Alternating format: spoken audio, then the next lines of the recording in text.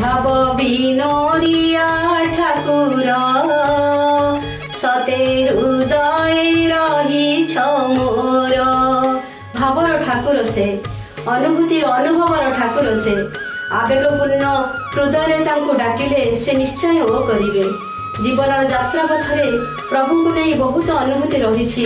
ମୁଁ ସେଥିରୁ ଗୋଟିଏ ଅନୁଭୂତି କହୁଛି। ମୁଁ ମୋର ସ୍ୱାମୀଙ୍କ ସହିତ ଟ୍ରେନରେ ବସି ମୋର ବନ୍ଧୁ ଘରକୁ ଯାଇଥିଲୁ। ସେଠାରେ 4-5 ଦିନ ରହଣି ପରେ ଘରକୁ ଫେରିବୁ ବୋଲି ଆସି ଷ୍ଟେସନରେ ପହଞ୍ଚିଲୁ। ଷ୍ଟେସନଟା ଟିକେ ନିର୍ଜନ ଥିଲା, ଏତେଟା ଜନଗହଳି ନଥିଲା। ଟ୍ରେନ ଆସି ପହଞ୍ଚିଲା।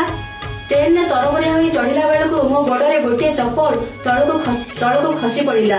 ପ୍ଲାଟଫର୍ମ ଏବଂ ଟ୍ରେନ ମଝିରେ ଯେଉଁ ଗଳିଟା ଥାଏ ସେଇଠି ଖସି ପଡ଼ିଲା। ସ୍ୱାମୀ କହିଲେ ଖାଲି ପାଦରେ ଯିବ ନା। ସେ କ'ଣ କଲେ ନା ତଳକୁ ଖସି ପଡ଼ି ଚପଲଟିକୁ ଉପରକୁ ଉଠାଇ ଦେଲେ। କିନ୍ତୁ ପ୍ଲାଟଫର୍ମ ଲେବୁଲ ସ୍ୱାମୀଙ୍କର ମୁଣ୍ଡ ଉପରକୁ ଥିବାରୁ ସେ ଯେତେ ଗୁମ୍ପା ମାରି ଚେଷ୍ଟା କଲେ ଉପରକୁ ଉଠିବାକୁ, କିନ୍ତୁ ଉଠି ପାରିଲେ ନାହିଁ। ଟ୍ରେନ ହର୍ନ ମାରିଲାଣି। ସ୍ୱାମୀଙ୍କ ଜୀବନରେ ଆଉ ଜୀବନ ନଥାଏ। ଆଖିରୁ 2 ଟୋପା ଲୁହ ଗଡ଼ାଇ ଦେଇ କହିଲେ, ହେ ଜଗତର ନାଥ ଜଗନ୍ନାଥ, ମୋର କ'ଣ ଏଇଠି ସବୁ ସରିଯିବ? ତାପରେ ତାଙ୍କୁ ଲାଗିଲା ଯେପରି ଗୋଟିଏ ଅଦୃଶ୍ୟ ଶକ୍ତି ତାଙ୍କୁ ଉପରକୁ ଉଠାଇ ଦେଲା।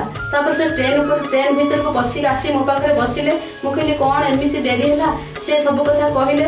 ମୁଁ କହିଲି ସେ ଅଦୃଶ୍ୟ ଶକ୍ତି ଆଉ କେହି ନୁହେଁ, ସେ ମୋର ଜଗା, ସେ ମୋର ଜଗନ୍ନାଥ, ସେ ମୋ ଜୀବନର ଧନ, ମୋ ନୟନର ମଣି, ମୋ ପଥର ଶଙ୍ଖାଳି।